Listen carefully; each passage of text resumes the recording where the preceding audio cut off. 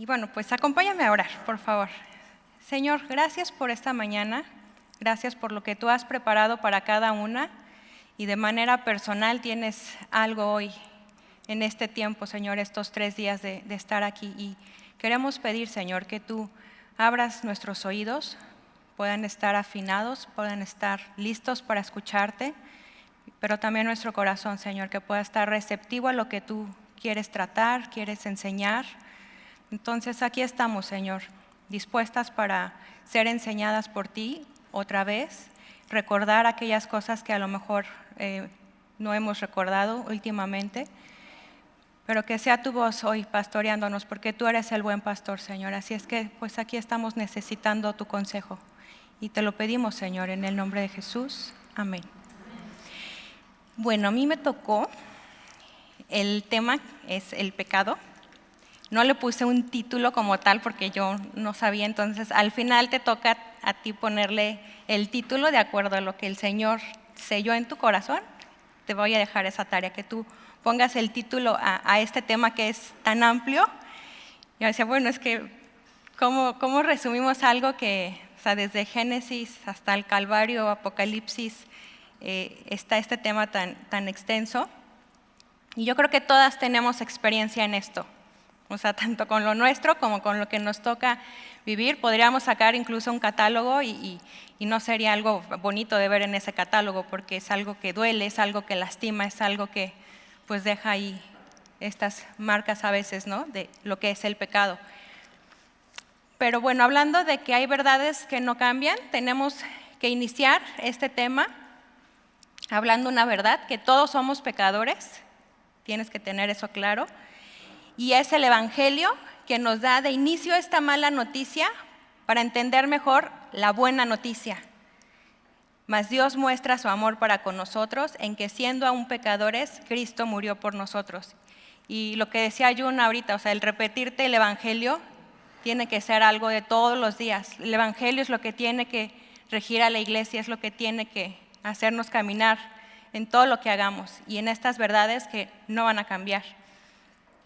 Entonces, vamos a empezar, por favor, desde el Edén, en Génesis 3.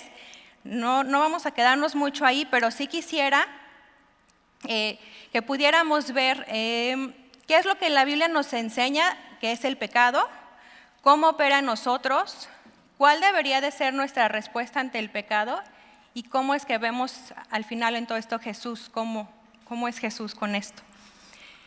Entonces, Génesis 3, solo vamos a estar del versículo 1 al 6. Dice, pero la serpiente era astuta más que todos los animales del campo que Jehová Dios había hecho, la cual dijo a la mujer, ¿con que Dios os ha dicho, no comáis de todo árbol del huerto? Y la mujer respondió a la serpiente, del fruto de los árboles del huerto podemos comer, pero del fruto del árbol que está en medio del huerto, dijo Dios, no comeréis de él, ni le tocaréis para que no muráis. Entonces la serpiente dijo a la mujer, no moriréis, sino que sabe Dios que el día que comáis de él, serán abiertos vuestros ojos y seréis como Dios, sabiendo el bien y el mal. Entonces aquí un poco paramos. ¿Cómo inicia el pecado? O sea, ya aquí en este diálogo que tú ves de la serpiente astuta, ¿sabes qué es astuta?, con Eva, inicia con una duda para que Eva dude de la bondad de Dios, dude si en verdad el pecado es tan malo, dude si lo que Dios dijo fue verdad. O sea, al final toda esta duda es para que Eva llegue a la conclusión que Dios no es tan bueno y el pecado no es tan malo. Y esta astucia de Satanás consiste en darte a comer una mentira combinada con algo de verdad. O sea, la tentación rara vez va a tener un efecto si todo es mentira. O sea, va a tener su dosis de verdad para que, esa es la astucia, o sea, que la crea, y lo creyó Eva. Versículo 6 dice, y vio la mujer que el árbol era bueno para comer. Vio la mujer, era bueno para comer, si quieres ahí marcar, y que era agradable a los ojos, marca agradable a los ojos, y árbol codiciable para alcanzar la sabiduría. Marca también donde dice codiciable para alcanzar la sabiduría. Y tomó de su fruto y comió, y dio también a su marido, el cual comió así como ella. Y aquí vas viendo así como un modus operandi de lo que es la tentación, de cómo opera. O sea, primero es ceder a los deseos de la carne, o sea, vio que era bueno para comer. Luego es ceder a los deseos de los ojos, era agradable a los ojos. Y luego ceder a la vanagloria de la vida, pues es deseable para tener sabiduría. Y algo así fue lo que pasó con Jesús en la tentación, o sea, esto lo podemos ver como Satanás también tentó a Jesús en sus apetitos físicos, en sus deseos emocionales y con un llamado al orgullo. Y habrá con algo que dice, sí, yo por ahí puede ser que soy vulnerable, a lo mejor en lo emocional, ¿no? Que podemos tener esas batallas, esas situaciones donde podemos cojear. Y es difícil, era difícil para mí al estudiar esto, pues hablarle esposas de pastor, líderes, o sea, cómo son tan lindas. Pero, o sea, realmente fue algo que atravesó mi corazón, que Dios me habló y confrontó muchas cosas y pido que así lo podamos tomar así como estos inicios del Evangelio en nuestra vida. Y todo esto a Génesis, ya no vamos a seguir, la historia la conoces, qué fue lo que pasó.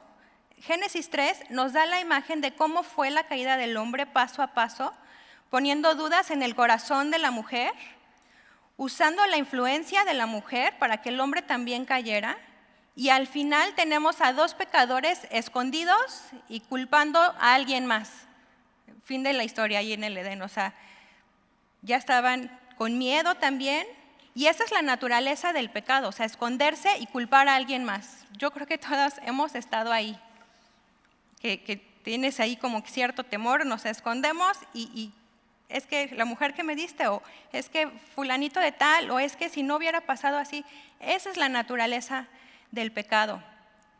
Y podríamos profundizar aquí en Génesis 3, nos podemos quedar todo el día en las cuestiones teológicas y ver cómo es el pecado, pero a donde quisiera ir es a ver cómo se ve un corazón que ha pecado y que reconoce su condición.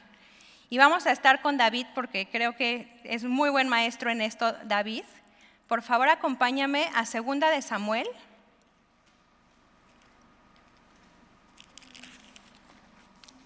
Segunda de Samuel 11. Vamos a estar del versículo 1 al 4. Y esta es una de las historias como más claras que nos habla del pecado y de un corazón que supo cómo responder ante eso. Dice, aconteció al año siguiente, ya estás ahí, 2 de Samuel 11:1. Aconteció al año siguiente, en el tiempo que salen los reyes a la guerra, que David envió a Joab y con él a sus siervos y a todo Israel. Y destruyeron a los amonitas y sitiaron a Rabá, pero David se quedó en Jerusalén. Y es interesante aquí de entrada el versículo 1 que vemos que David está donde no tiene que estar, porque dice que es el año donde salen los reyes a la guerra y que él envió a alguien más, que él se quedó en Jerusalén. Entonces, desde ahí como que dices, a ver David, ¿por qué no estás donde tienes que estar? Está aquí solo, está ocioso, no está con sus hombres de guerra haciendo lo que le corresponde. Y versículo 2 dice, y sucedió un día al caer la tarde que se levantó David de su lecho y se paseaba sobre el terrado de la casa real y vio, se dio a los deseos de los ojos aquí, y vio desde el terrado a una mujer que se estaba bañando, la cual era muy hermosa.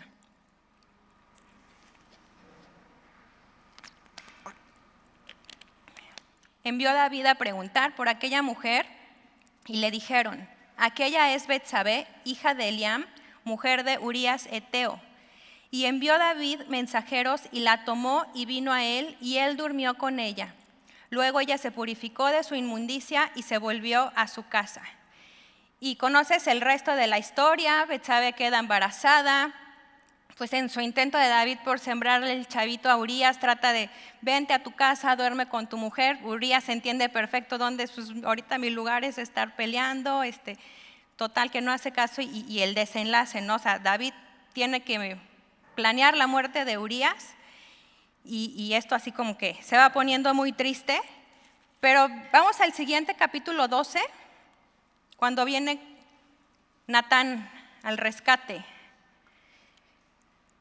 Segunda de Samuel 12:1, viene Natán el profeta y mira la forma en la que trata este asunto con David. Dice que Jehová envió a Natán, qué bueno que Jehová envía a Natanes a nuestras vidas, envió a Natán a David y viniendo a él le dijo: había 2 hombres en una ciudad, el uno rico y el otro pobre.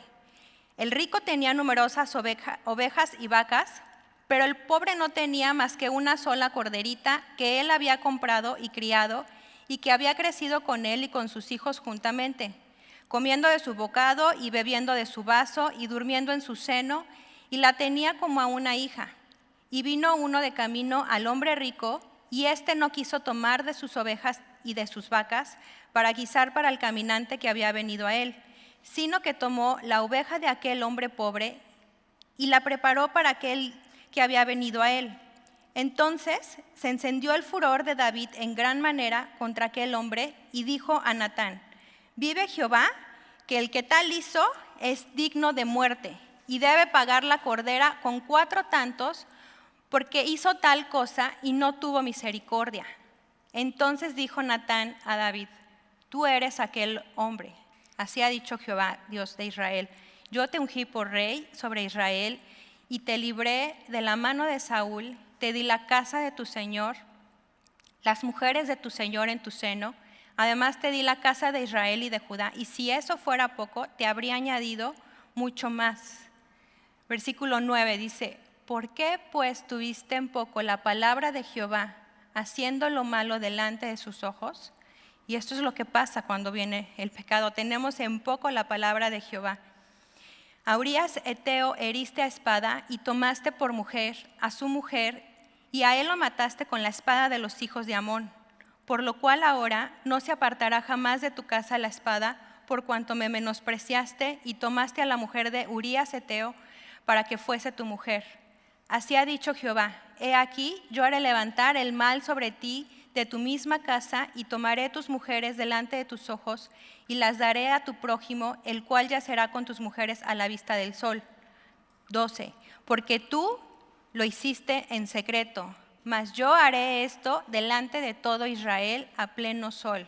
Otra traducción de este versículo dice: tú te acostaste con Betsabé a escondidas, pero tu castigo estará a la vista de todo Israel. Y son palabras duras, fuertes, o sea, así de un balde helado de agua, así. Entonces, fíjate la respuesta de David. David dijo a Natán: pequé contra Jehová. Y Natán dijo a David: también Jehová ha remitido tu pecado. O sea, no hubo más que decir: sí, pequé. Y vemos esta historia y es fácil, de pronto cuando escuchas el pecado de alguien más, así como David, te prende, ¿no? ¿Cómo? O sea, no. Y si ya tiene el veredicto, ya tiene el castigo, ¿cómo es posible que este no tuvo misericordia? O sea, David mismo así, poniendo así en evidencia lo que él mismo había hecho. Y nos es fácil eso, o sea, es fácil juzgar, es fácil reconocer cuando alguien está mal, pero no es fácil reconocer nuestra maldad como David lo está haciendo aquí. O sea, eso es wow. O sea, cuando tú ves aquí como David dice: pequé contra Jehová, punto. O sea, no hay algo más después de esa frase sino un punto. Y qué difícil posición para Natán, tener que venir delante del rey. O sea, ¿cuántas veces nos ha tocado en el ministerio a lo mejor así, tener que hablar con alguien que ha pecado? O sea, qué difícil. Por menos mataban a los profetas cuando tenían que exponer la verdad. Y Natán, obediente porque sabe a quién lo envió, llega, habla verdad, es el rey, o sea, es el ungido, es alguien que tenía un lugar importante, no es como cualquiera, o sea, es alguien con un peso, como le está diciendo, o sea, todo lo que Dios le dio, todo lo que se te encomendó. Y Natán no teme, simplemente sabe que Dios lo envió, viene, habla la verdad a David. Y esta verdad no somos buenas luego para la verdad. O sea, yo no sé si alguien has tenido esa fortuna de tener un Natán que te diga verdad, que te hable así, y nuestra naturaleza es sacar las uñas. No.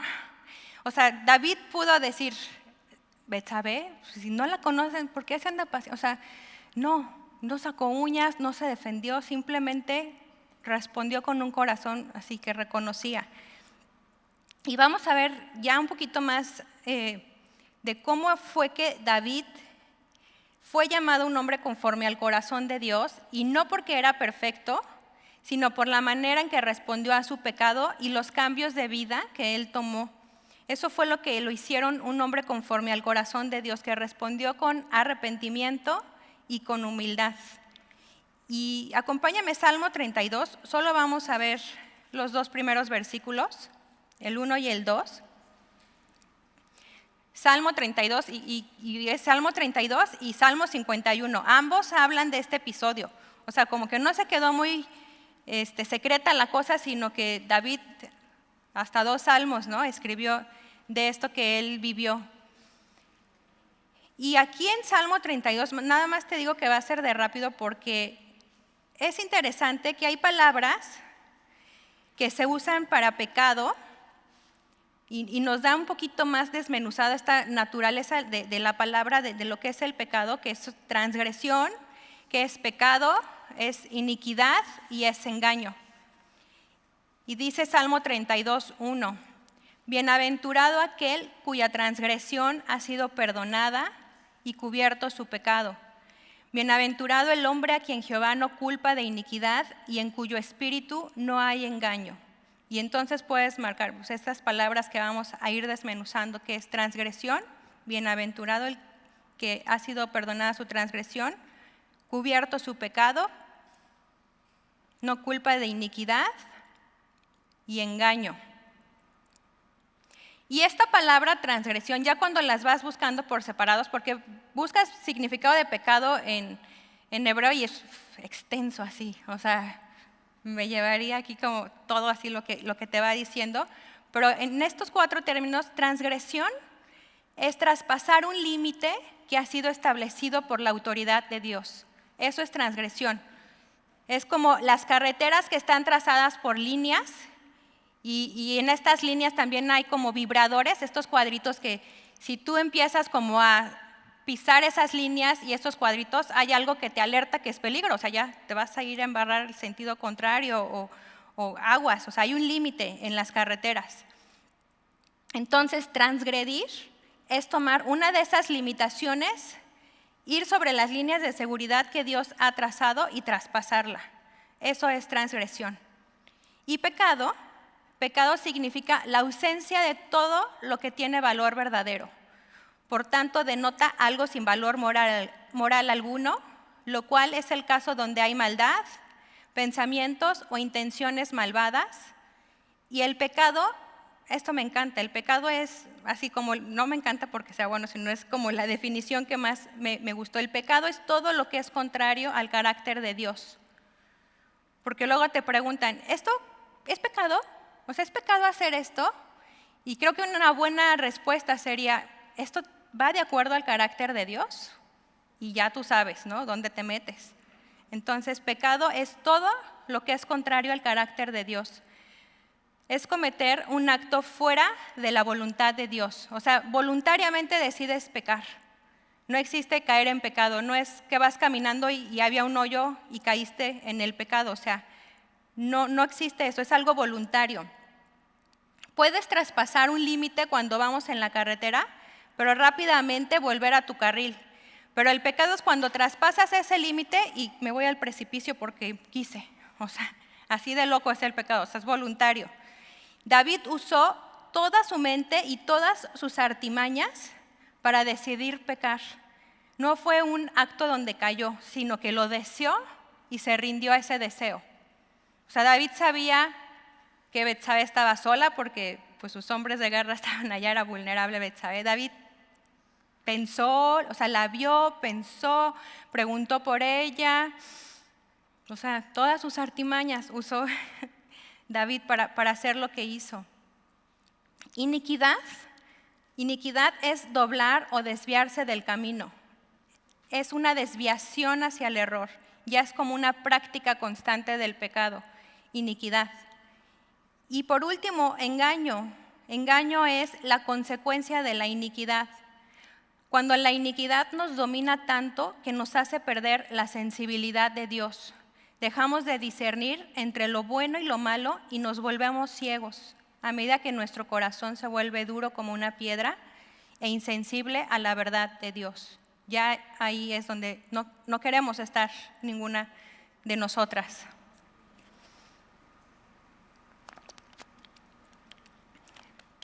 Y mi analogía para estas 4 palabras que estamos viendo, la manera como que se me descargó ahí, y poder entender esto y nuestro caminar con el Señor, es como una carrera de la Fórmula 1. O sea, el piloto nunca va solo en la carrera, siempre tiene una voz, alguien que le va diciendo, el ingeniero de carreras siempre es el que le está trazando los límites, incluso para rebasar, es no como que el piloto, pues ya estoy aquí ahorita, o sea, no, espera, y tal velocidad.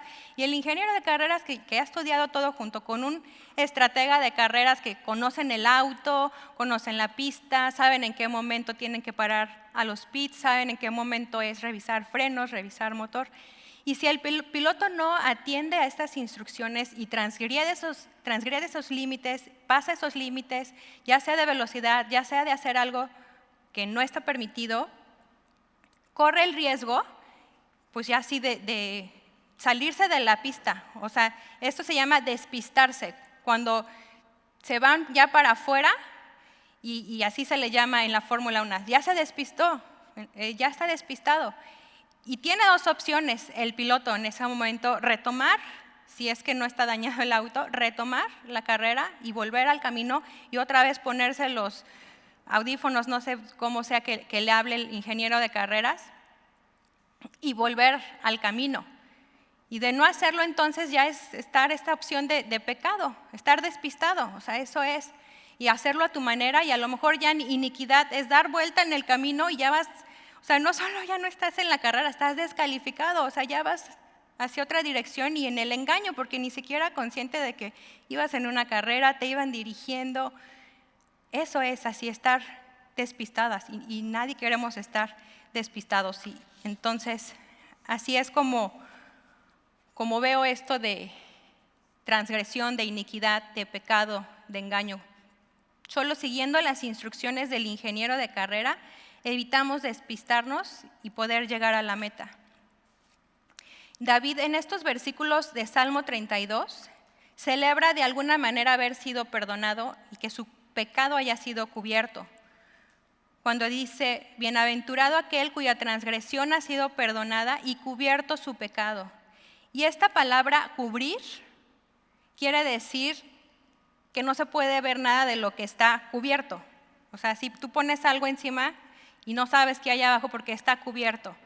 Eso es lo que David está diciendo: wow, mi pecado fue cubierto.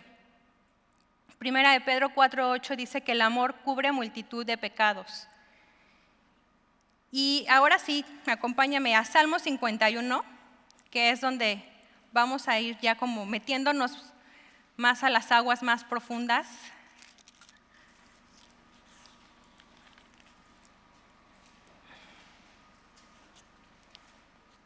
Y ya aquí David nos deja como una imagen más clara de cómo fue su respuesta ante lo que estaba pasando con él.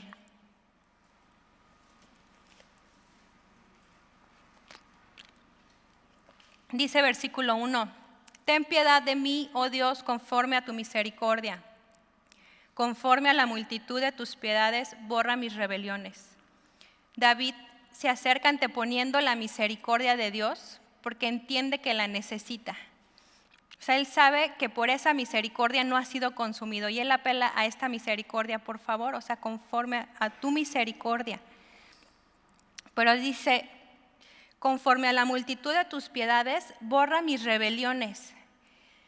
¿Y qué es esto de la rebeldía? O sea, todo proceso de rebelión tiene la mira puesta en la independencia o autonomía. Eso es ser un rebelde. Se oye así como que, ay, así con sus pelos y todo, no, pero simplemente cuando eres autónomo a un gobierno, y en este caso al gobierno de Dios, eso es rebeldía, independencia, autonomía.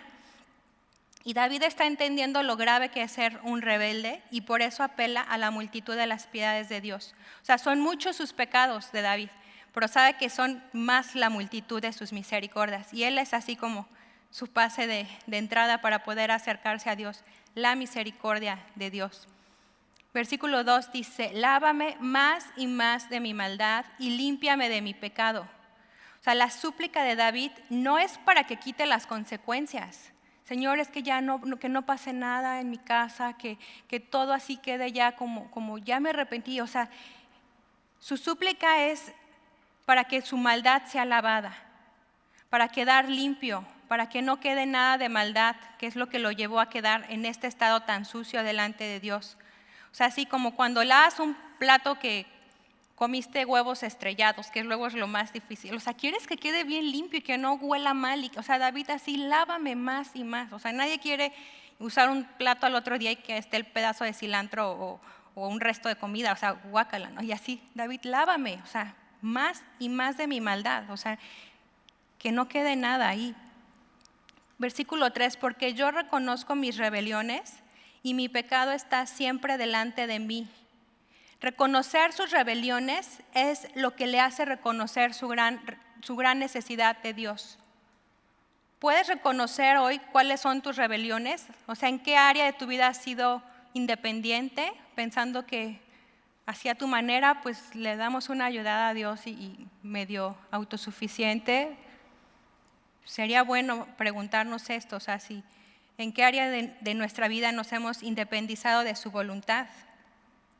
Versículo 4, contra ti solo he pecado y he hecho lo malo delante de tus ojos para que seas reconocido justo en tu palabra y tenido por puro en tu juicio.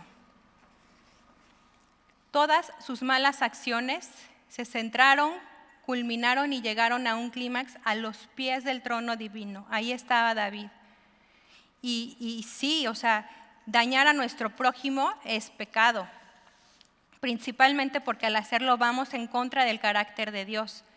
Pero ve cómo David está diciendo, contra ti y solo contra ti he pecado. O sea, no es que no dañó a Urías, no es que no dañó a Betsabé, no es que no dañó a todo un reino, pero él entiende que primero tiene que venir y arreglar este asunto de manera vertical con Dios. Contra ti y solo contra ti. O sea, él sabe el desastre que provocó. Y del resultado después es arreglar de manera horizontal si has dañado a alguien. O sea, no puede ser como una cosa sin la otra, pero la primera es que en la manera de lo vertical puedas, así como David, decir contra ti y solo contra ti he pecado. Dios estaba presente mientras David estaba haciendo lo que hizo. Y él entonces sabe qué cosa fue lo que pasó. O sea, Dios y él y Betsabé y todos los que pudieron ahí haber pues estado ahí con este asunto. Versículo 5, he aquí, en maldad he sido formado y en pecado me concibió mi madre. He aquí, tú amas la verdad en lo íntimo y en lo secreto me has hecho comprender sabiduría. Otra versión del versículo 6 dice, tú amas la verdad acerca de lo que se oculta y quieres que yo sea sabio en lo íntimo. Donde haya verdad, Dios dará sabiduría. Y quienes sinceramente se proponen cumplir con su deber, van a ser enseñados a lo que corresponde a su deber. Y es lo que está aquí diciendo David, tú amas la verdad en lo íntimo y en lo secreto me has hecho comprender sabiduría. Por eso es tan importante estos tiempos en los que en lo secreto tú puedas comprender la sabiduría, en lo íntimo tú puedas buscar a Dios. Y esto de la verdad, te decía hace ratito, la verdad va a ser algo incómodo, a lo mejor como esta medicina que sabe amarga y que no te quieres pasar porque sabe muy mal, pero la verdad nunca te va a herir, la verdad de Dios nunca te va a herir. La verdad es el remedio y es la medicina para el pecado que fue quien te hirió, el pecado que fue lo que te dañó, pero la verdad no lo va a hacer. Y no nos gusta la verdad. La verdad es que cuando viene así esa confrontación a nuestra vida, no nos gusta, pero por eso otra vez el salmista diciendo, en lo íntimo, comprender sabiduría y en lo secreto, ser honestas y ser sinceras todos los días delante de Dios. Versículo 7 dice, purifícame con hisopo y seré limpio, lávame y seré más blanco que la nieve. Y esto del hisopo, o sea, estos manojos de ramitas de hisopo que vemos cómo se usaban para la aspersión de los dinteles de los israelitas en Egipto, para la purificación de leprosos y de las casas. Y esto así que David está diciendo tan profético también, estas palabras apuntan por completo al Calvario, para que podamos entender que solo la sangre de Cristo nos puede hacer puros. Y esta palabra purificar es la palabra tajer, que significa estar brillante, ser puro, sano, claro, no adulterado, inocente o santo. Esto está pidiendo, purifícame. Y si el agua no, y si es por un horno pasar y como el oro ser purificado, purifícame. O sea, así, es una necesidad. Y él sabe que tiene que intervenir sangre. Y digo algo profético que te lleva al Calvario, para poderlo entender hoy. Versículo 8 dice, hazme oír gozo y alegría y se recrearán los huesos que has abatido. Su oído se ha vuelto tan pesado con el pecado, o sea, probablemente lo que él ha estado escuchando es condenación tras condenación y ahorita es hazme oír gozo y alegría, o sea, se vuelve pesado tu oído con el pecado. Ninguna voz podría revivir sus alegrías muertas, sino la que da vida a los muertos. Y David está pidiendo esto, o sea, este cantor alegre, hombre que danzaba y que con júbilo y que lo conocemos también con esa alegría, él necesita volver a escuchar eso. Y se recrearán los huesos que has abatido. Isaías 57:15, no vayas allá, porque así dijo el alto y sublime, el que habita en la eternidad y cuyo nombre es el Santo. Yo habito en la altura y la santidad y con el quebrantado y humilde de espíritu, para hacer vivir el espíritu de los humildes y para vivificar el corazón de los quebrantados. Eso está en un buen lugar, David, y él lo sabe. Versículo 9, esconde tu rostro de mis pecados y borra todas mis maldades. Y es interesante esta palabra esconde. Esta palabra esconder, cuando la vemos en Génesis, después de que el hombre pecó y se escondió, esta palabra significa hacer en secreto. Cuando Natán reprende a David, le dice, tú te acostaste con Betsabé a escondidas, pero tu castigo estará a la vista de todo Israel. Es esta palabra en secreto. Pero ya aquí, el salmista en este versículo que dice, esconde tu rostro, esta palabra, esconder significa cubrir, lo que decíamos hace ratito. O sea, David no está preocupado porque su pecado quedó a la vista de todos, sino a la vista de Dios. Y lo que está pidiendo es que este pecado sea cubierto por Dios. O sea, ¿cómo se vería en una imagen el pecado si pudiéramos ver la escena, o sea, como una zona de desastre? Yo creo, ¿has estado en una zona de desastre donde a lo mejor un terremoto o una inundación? ¿O cómo olería el pecado si tuviera un olor a muerto, a animal muerto? O sea, y David está diciendo, esconde, no veas eso, o sea, qué desastre, o sea, cúbrelo, es lo que está pidiendo. Y otra vez, primera de Pedro 4:8, el amor cubrirá multitud de pecados. Eso es lo que hace Dios. Y Dios ve desde los tiempos de David y por los siglos siguientes hasta la muerte de su hijo, quien moriría en el lugar de David, para que por la fe de David en la misericordia de Dios y en su obra redentora del futuro lo uniera con Cristo. En la mente de Dios, y sabiendo él lo que va a pasar, esa mente omnisciente, los pecados de David eran contados como pecados de Cristo y la justicia de Cristo contada como justicia de David. Por eso es que Dios cubre justamente su pecado.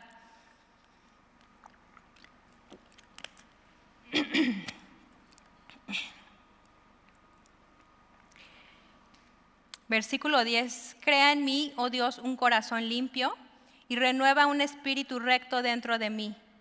Y esto de crear es esta palabra vará, o sea, ¿cómo? Volver a ser, o sea, nos ha destruido tanto el pecado de tal manera que otra vez llamen al Creador, hay que hacer un corazón limpio. Y dice, renueva un espíritu recto de mí, renueva un espíritu que estaba ahí una vez, ponlo de nuevo. Y lo que David está diciendo es crear lo que no es tan absoluto, que es un corazón limpio, y renovar lo que ahí está, pero en un estado lamentablemente débil, que es un espíritu recto. Cuando habla de un corazón limpio, parece que David se está anticipando a Mateo 5, bienaventurados los de limpio corazón, porque ellos verán a Dios. Y por eso la necesidad de tener un corazón nuevo, porque es el deseo de David tener comunión con Dios. David ruega por una restauración. La restauración nunca minimiza la realidad dañina del pecado, pero mientras toma el pecado en serio, también cree en el poder de la gracia para restaurar. Y vemos en Ezequiel esta promesa de lo que David está pidiendo. Ezequiel 36, 25 y 26, te lo leo. Esparciré sobre vosotros agua limpia y seréis limpiados de todas vuestras inmundicias y de todos vuestros ídolos los limpiaré. Les daré un corazón nuevo y pondré un espíritu nuevo dentro de vosotros y quitaré de vuestra carne el corazón de piedra y les daré un corazón de carne.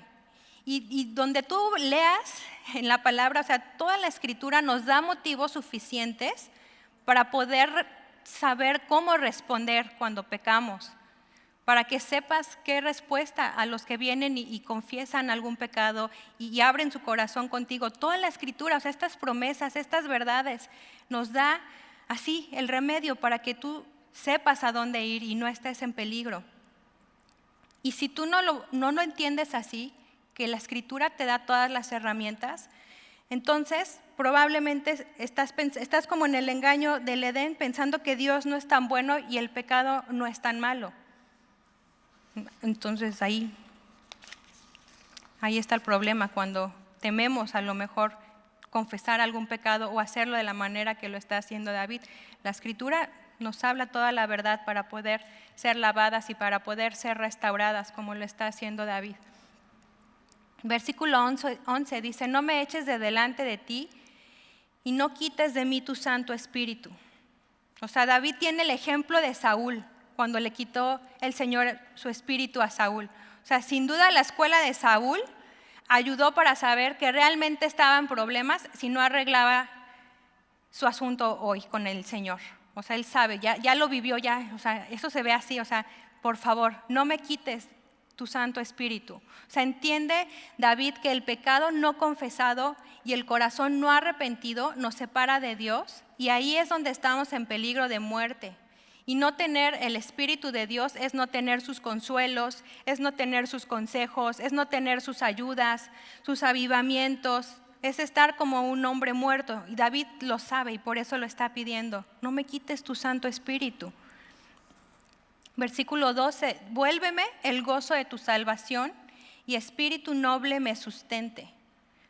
¿Cómo está el gozo de tu salvación hoy? Porque hemos llevado una carrera todas, un caminar con el Señor, y entre nuestros pecados y lo que nos toca vivir con los pecados de los demás, o sea, ¿cómo está el gozo de tu salvación hoy? ¿Cómo está tu amor por Cristo? ¿Te sustenta un espíritu noble para que en esa nobleza puedas seguir haciendo lo que Dios te ha puesto a hacer? Nuestra verdadera necesidad es no perder este gozo en Dios.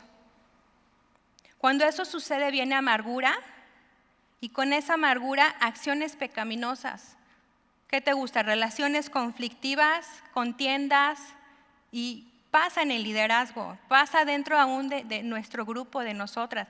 Y ese tipo de situaciones, cuando pierdes el gozo, cuando viene amargura, cuando acciones pecaminosas son como grietas. Y van agrietando. Y ahorita veníamos en la carretera y nos tocó pasar un túnel que estaba lleno de grietas y estaba marcado como con gis todas las grietas y cuánto medía la grieta y qué profundidad, y lleno todo el túnel. Y hasta Krista decía, hoy no queremos un temblor aquí porque no está segura la estructura, ¿no? Y eso es lo que pasa si no ponemos atención a ese tipo empieza con astucia, con poquito, a lo mejor, bueno, es que nada más no nos llevamos bien, una grieta, y cuando venga la prueba y cuando venga a lo mejor un temblor puede ser peligroso. Entonces no pierdas el gozo en el Señor para que no venga todo esto. 3 cosas fueron las que sellaron a David para hacerlo conforme al corazón de Dios. La primera el perdón de Dios ante el corazón roto y arrepentido. Eso fue lo primero. La segunda, inevitables consecuencias que él asumió, así, como buen hombre, así, va. Y la tercera, la actitud de David de aceptar el perdón, levantarse y caminar con humildad. Tampoco se quedó tirado, condenado, o sea, realmente vivió la verdad del Evangelio sin que fuera en sus tiempos, pero conocía al Dios, al que cantaba, al que danzaba, al que se regocijaba, lo conocía, que así pudo responder con humildad, pudo levantarse, pudo aceptar el perdón de Dios.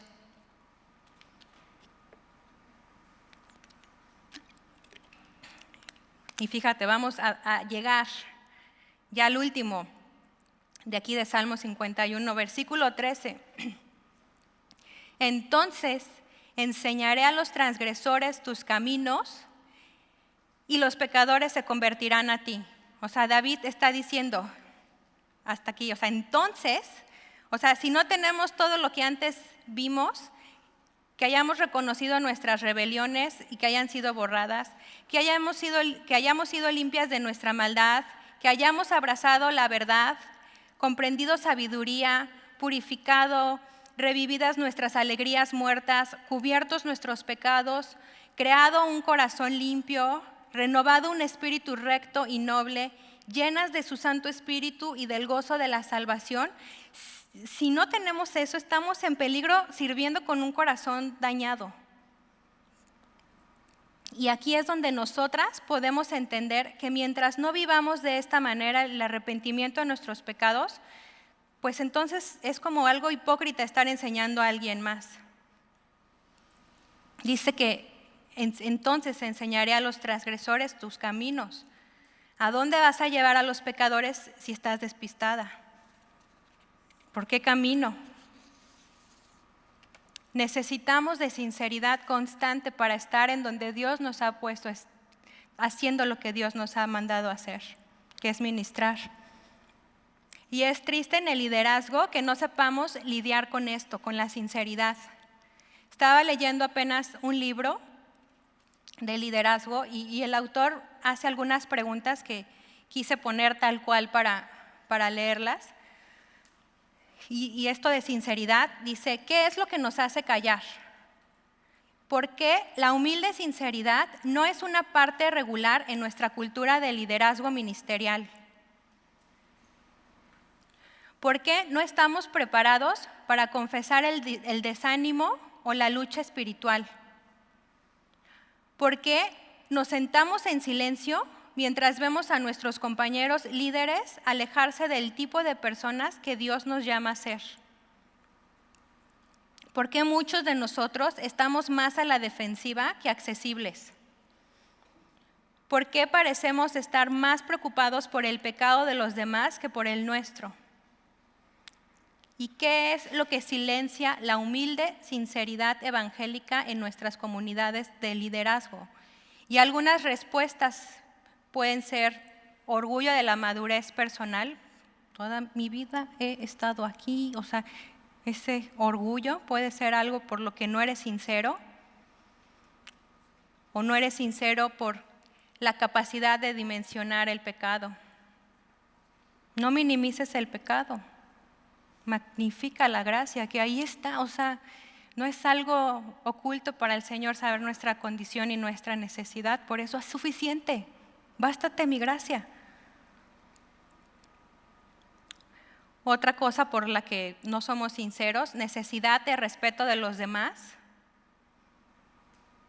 identidad en el ministerio. Y es triste ver pastores, ver líderes hablando de esta sinceridad.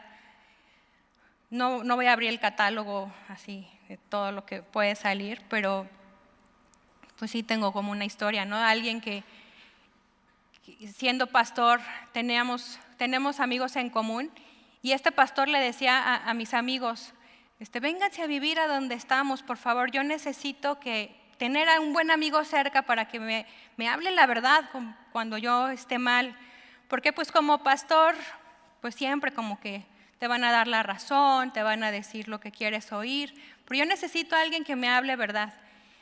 Y estos amigos ya estaban por irse allá a vivir con ellos y servir, y parecía muy atractivo el plan porque pues sí, una vida nueva, ministerio, estar cerca ahí de este pastor, y Dios los libró, ya no se fueron.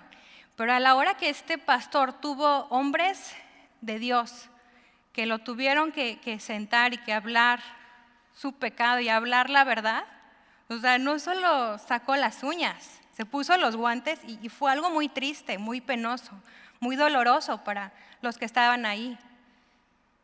Y duele la verdad, pero no para herirte, no para lastimarte, es un rescate.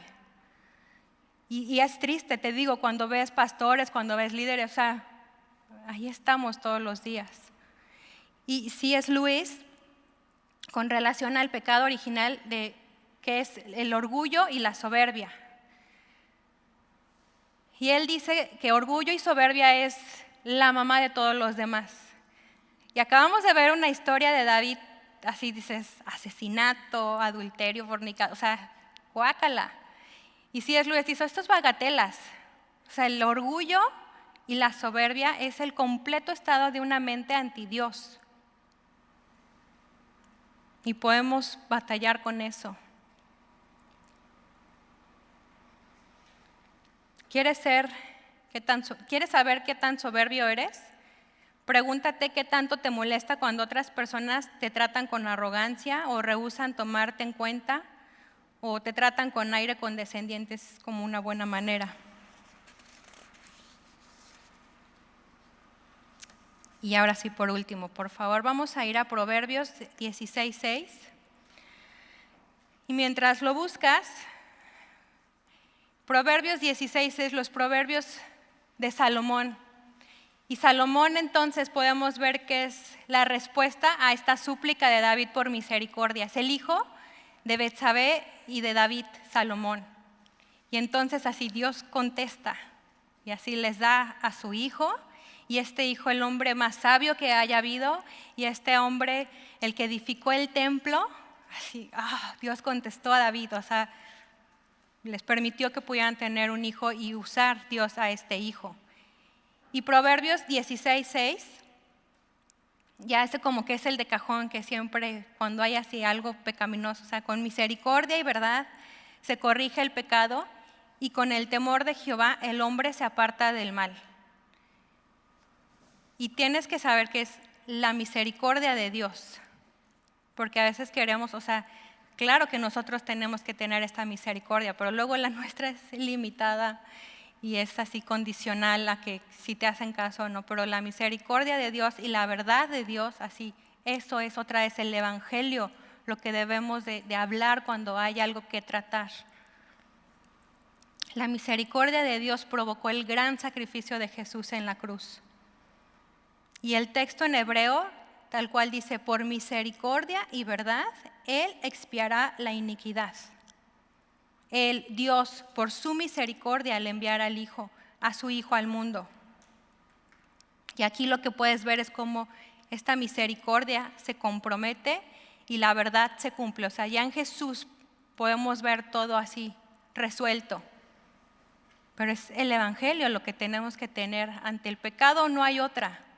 Y es la misericordia y es la verdad de Dios. Y vemos en los evangelios y vemos a Jesús tratando con el pecado siempre de una manera así, tan hermosa, tan misericordiosa. Llega a casa de Simón y de repente en la cena una mujer que se postra ante sus pies y no deja de llorar y de saber su condición y de reconocer su pecado.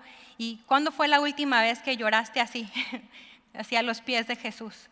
Y Jesús así, o sea, no le pregunta, no la cuestiona, o sea, un corazón rendido no es algo que va a cuestionar el Señor, así. Y Simón, wow, si fuera profeta, o sea, sabría qué fichita está aquí ante sus pies.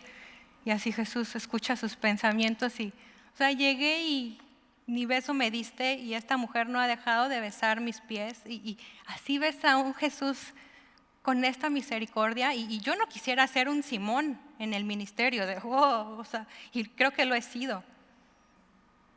O sea, si ver cuando alguien tiene esa condición de decir, soy pecadora, soy pecador. Y desde el Edén entonces hasta el Calvario, así un Jesús que misericordioso. Y de ahí, ¿no? Le tiene que enseñar a Simón, y mira, a un hombre se le perdonó tanto y al otro mucho más, y a quien se le perdonó más va a amar. Entonces, nuestros pecados no es como que tengan un tamaño o un peso, es pecado y nos ha perdonado mucho. Y nos invita a que así, cuando tienes que ser lavada, cuando tienes que ser purificada, cuando tienes que ser así con hisopo, que su sangre es suficiente, y que te lleves esto, porque al final esto, o sea, el versículo 13, entonces enseñaré a los transgresores tus caminos y los pecadores se convertirán a ti. Y sabes como cuál es el camino. Si a lo mejor fuera un título así, el camino del pecado, o sea, desde el Edén, cómo fue la duda, cómo respondió David, cómo el desastre que hizo, y Dios así, yo lo limpio, yo lo cubro. Y Jaime ha puesto esta imagen de ser el acta de nuestros pecados así crucificada con él, y es su sangre cubriendo lo que estaba escrito ahí. O sea, no quiere decir que desapareció y que no está, pero su sangre lo cubre y fue suficiente. Y está la invitación. Seamos sinceras entre nosotros. Si hay alguna grieta, si hay algo así que se tiene que arreglar hoy, hazlo. Porque daña mucho, porque viene amargura, viene endurecimiento en tu corazón. ¿Oramos?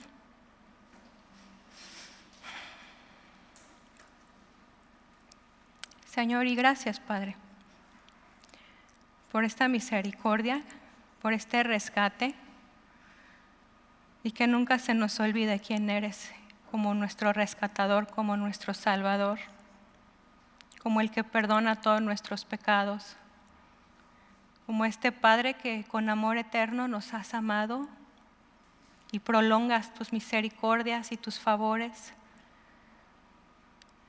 Entonces, Señor, enséñanos a tener este corazón conforme al tuyo, que responde con honestidad, que responde hasta con agradecimiento, Señor, porque el que tú nos hables, verdad, es un rescate. Volvernos a la pista, Señor, si estamos despistadas. Enséñanos, Señor, y no nos quites tu Santo Espíritu. Y vuélvenos este gozo de nuestra salvación. Y que un espíritu noble nos sustente. Un espíritu recto. Lávanos, Señor, hoy más y más. No queremos salir igual. Termina lo que está pendiente, Señor, y si algo no vemos, porque así nos pasa, muéstranos, pero no queremos estar engañadas. Hoy necesitamos de ti, Señor. Y gracias porque tu palabra es suficiente en gracia, en verdad, en sabiduría, en consejos. Solo haznos obedientes, Señor. Y no queremos ser rebeldes cuando tú nos pides que hagamos algo y hacemos lo que queremos. Por mínimo que sea, Señor, no queremos. Gracias por tu Espíritu, por tu Consolador y por esta verdad que no cambia, Señor. En el nombre de Jesús. Amén.